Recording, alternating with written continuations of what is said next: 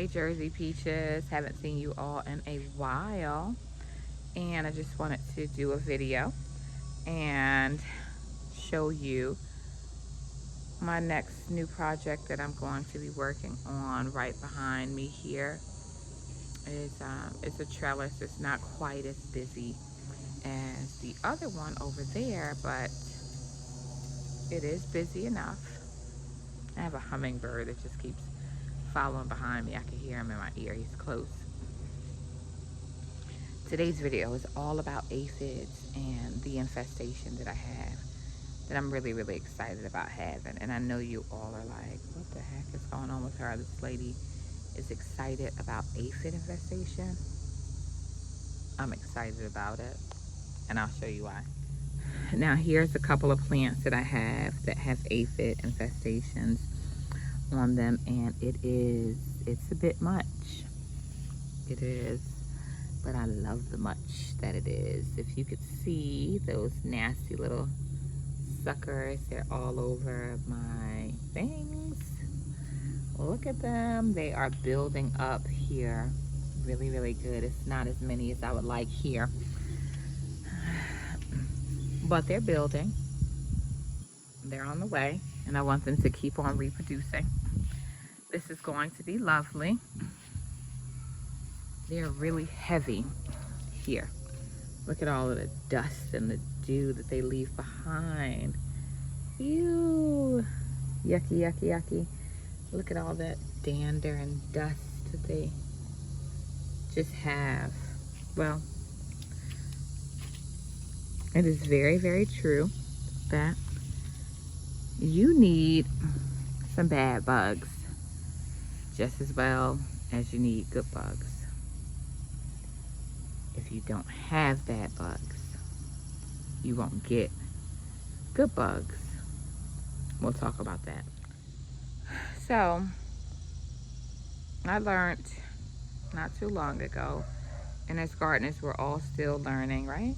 So, I learned not too long ago that if you want some beneficial insects, you have to have food for them.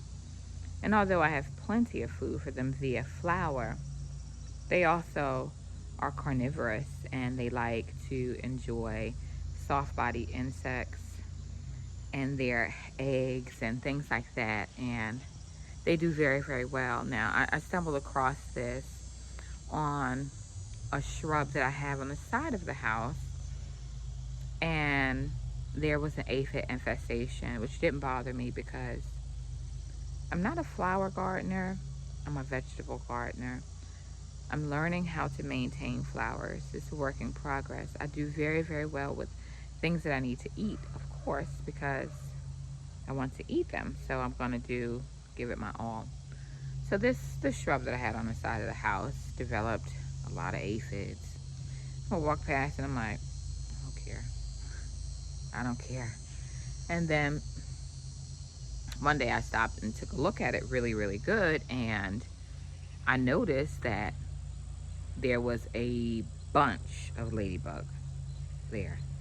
And I said, what in the world? Where'd these come from? Because I'm a ladybug buyer. I purchased mine off of Amazon, and some of the nurseries I go to, they give them away, and I love it because they clean up. Now, I never seen them clean up the way that I've seen them clean up. When I tell you that this shrub was infested with aphid, I'm talking about there was not a spot on that shrub that did not have aphid on there. And within about less than a month, clean. Absolutely clean. It was amazing. I was transporting ladybugs. I was taking them from one plant to another plant. I ran out of aphids. And I was like, I need to plant something to get more aphids. And so I remember what I had last year that had got a lot of aphid attention, which was purple hull peas. And just my bean types just attract a lot of aphids. So I put some down in hopes to get aphids, and I got them. So I'm excited. So I did press the button on my Amazon account, and I ordered myself some ladybugs. So they should be here between the 5th and the 10th, and I'm going to sprinkle them on there and we're going to watch the magic happen with the cleanup that they will provide. I am confident, I'm excited. So when you see aphids on your plants, don't be sad by it. Don't be sad by it. Just allow the process to take place. Let them infest. Let them do what they need to do, and then you do what you need to do, and you get your ladybugs or either your lacewings out. And I'll show you some of my lacewings because I do have some lacewings out here too, and they've been really, really good. So knowing your insects and knowing the larvae stages of them is very, very important. If you see that little ball of dirt walking, little crusty crusto, looks like a creep, right? That's a good guy. And he's a little baby. Isn't that right, baby? That's a lacewing larvae. So what they do is they put different trash on top of their heads, on top of their backs, and they walk around, and that's their disguise. That's their defense mechanism. So that they could just stand still and look like nothing when a predatory insect comes along. So that's what they do. I don't think that's a good guy. That's not a lacewing to my knowledge, and I may be wrong. But they like to eat aphids as well. So when you see these things, you have to be able to identify them and let them be so that they can go ahead and clean up for you. I don't see a lot of them, and again, I'm not completely on top of this to see exactly what's here, but I know I have a lot of aphids, so I know I have a lot of food for my beneficial insects, so I know that they will come. And it's all about balance. It really is. It's all about balance. You know, the eco balance. You have to have one thing to have another thing, and it's very, very true here in the garden. And so you have to trust the process, and that's a very loose term that's used now very, very rampantly, but it's really true. It's not just a cliche. It's really, really true. Do yourself a solid and look up some larvae of the beneficial insects, your lacewings, your praying mantis sacs that may be built around you and you have no idea. My first time seeing a praying mantis sac, I didn't know what it was. It looked like a beehive, a tiny one, like a tiny wasp nest thingy. I'm a bugophobic. I've convinced myself that because the other bugs that are beneficial, they do a good service for me and the things that I'm going out for, I can tolerate them respectfully. I could tolerate them moving around. I'll even let them touch me.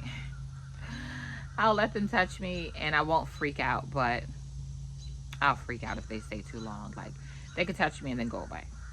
But the bad insects, I don't know, they creep me out. I don't want them dead, but I don't want them to touch me. And so, I don't know, it's a thing I'm psyching myself out to do, but it's a thing that works for me.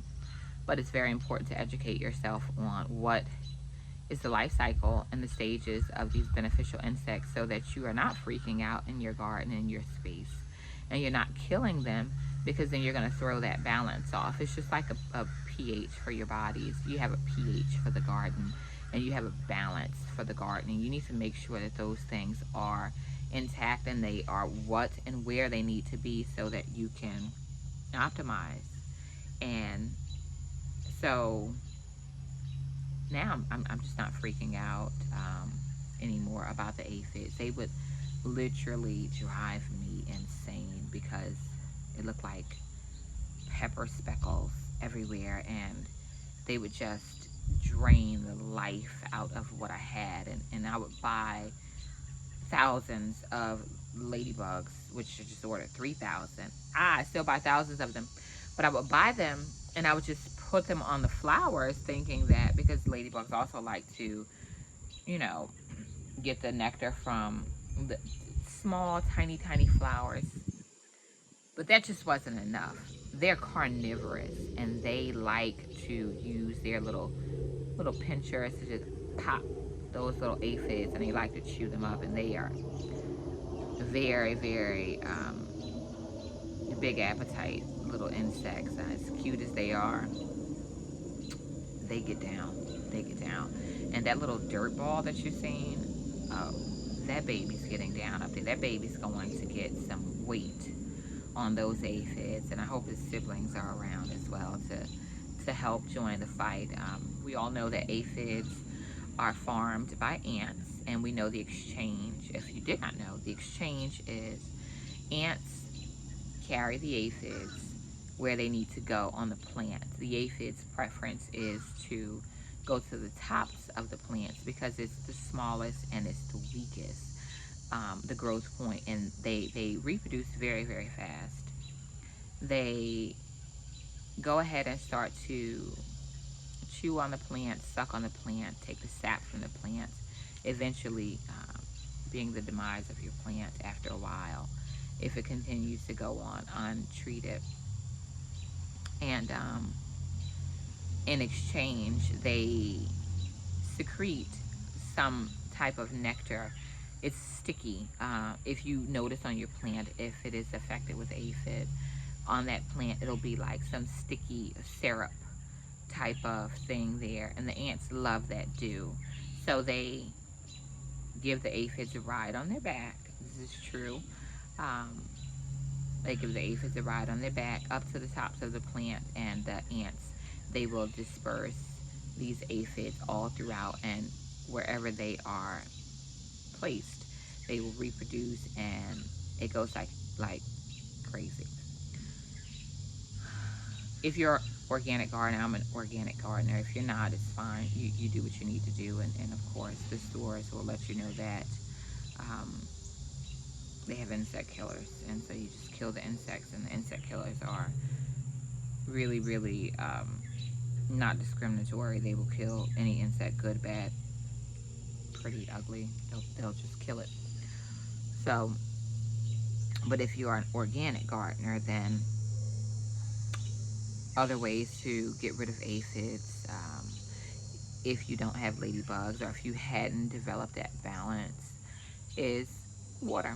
You could just rinse them off. You could just take your hand and just, I don't like to touch them. I'll put on a glove, put a glove on, and you could just wipe down, or you could just spray it with some water and get them off. You could use a soap water spray, some Dawn, some water. They die in water like that. It's really an easy kill. But generally, what you really need to do to get them down in the numbers, because they move very slow, is you need to get rid of the ant hill, because the ants are going to be the method of transportation for them to get back to the plant to do what they're doing in the first place. So after you rinse them down, if you don't have that balance of beneficial insects around, what you want to do is find that ant hill, and you want to do away with it. Organically, you can do away with that ant hill with 2 ounces of cold pressed orange oil. You can order it from Amazon or on shorthand. Go to your herb shop and get 100% cold pressed orange oil. If you get the Noun brand, I think it's like $4.99. They also sell it at Marshall's, Target, Home Goods. The essential cold pressed orange oil, 2 ounces to a gallon of water. Anthill done on site. Put the orange oil to 2 ounces. Mix some soap in there so that when you shake up the bottle, it disperses evenly there, and you just pour it into the mound. If you want to treat your plants with some orange oil, it's fine. Any treatments that you want to do, with the exception of something to get rid of downy mildew or powdery mildew, you would spray those things in the evening on a cloudy day, on a day that it's not a lot of heat going on, and you do away with them just like that. Boom. But do consider, I would strongly advise for you to consider getting up your balance, getting up the garden balance with your beneficial insects, because for sure, the one thing you can count on is that the predatorial insects, they are going to be, they're going to come, and you can bet on that. You have what they want, and they want what you have. And so let that little balance come up so that you can start to invite some beneficial insects, even if you have to purchase some online. It's okay. Purchase some online, maybe they'll develop a home there. Find out the habitats of the insects, and try to create a friendly environment. I have a friendly environment for some of my beneficial insects, and I'll show you. So this is one of the environments for my beneficial insects here, and this is the rest of my garden, so that you can see and kind of get an idea. So this is just one, and it is my shade garden, because along this fence line it casts some shade, but these plants that I have here are able to tolerate some shade. It's smallmouth, for little smallmouth insects, pollinators. They like to come and hang out here. As you can see, this little wood bee who terrorizes my wood fence, and his friend there, but they like to nestle on this stuff. Ladybugs like this as well. The little stamens that are on these little flowers, within the inside of that flower, it's very, very tiny. They also like to lay eggs in things like this. Even when this stuff dies back, I've learned through reading, trial and error, when the off season comes, let this stuff die back. Don't pull it and discard it, because they lay eggs in this stuff. They nest and they overwinter in this stuff, just like your predatory insects. They overwinter in your garden somewhere, because they know that Whole Foods is here. Sprouts is here. This is where they shop. And so they're going to overwinter in these places to come back, because they know that there's some good eats here. So I don't tear this stuff back, even though it looks very not nice like this when it dies back. But for the benefit of, I know that there's good babies in there somewhere. And I may not be able to identify them all, but when they come and I see them, I know they're hanging out somewhere. And so we have to be mindful of that. This is another place that I have. And this is where I dump a lot of my ladybugs at, because there's so much hiding place in here. And these are a lot of winter flowers. Little grasses, little dead brown grasses. They like to hang out here. And I have just that tire back there. They could just dig down in there and go in there and hide. It's really, really cool. I have a couple of little wooden houses that I purchased. You could purchase over at Home Depot, Lowe's, things like that. See that? It's disgusting. It has some webs and some spiders.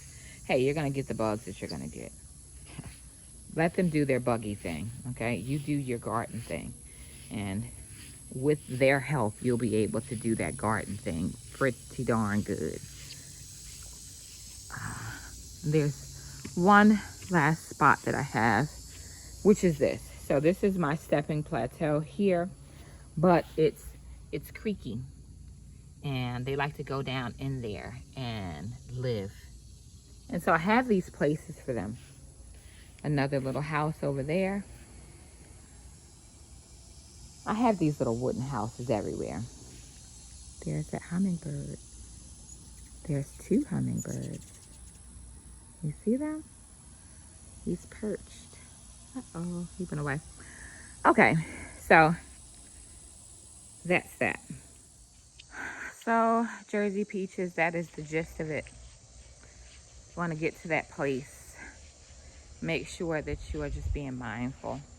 I I can't wait till my ladybugs come on so that I could watch them do what they do.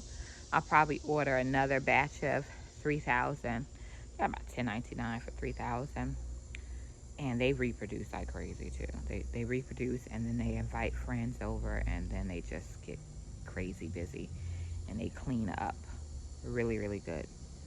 I'll probably order another batch closer to the winter so that they could overwinter here in my place, hopefully, so that they could just come on out when it's time and clean up as I move around. But you got to do things with consideration that they're there and that they're living, and be mindful not to disrupt their living space so that it's a friendly place for them to come in your garden. All right, guys, as soon as I get my ladybugs, I'll be right back here. We'll do that together. We'll release those ladybugs together. And let's see how long it takes for them to clean up that mess. Honey, it's a mess. Did you see that? It's a mess. All right, guys, I will talk to you later. Thank you so much.